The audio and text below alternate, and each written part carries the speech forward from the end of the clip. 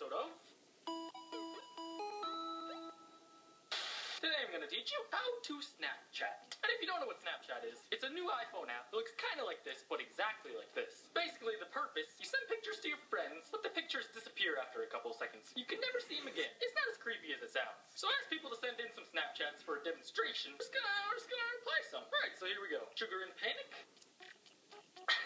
Hi. Let's reply.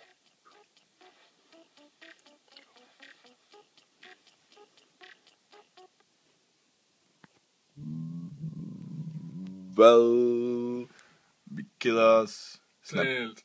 Og han er for fed. Nej. Han er fed. Nå, ham der? Ja, han er virkelig fed. Ja.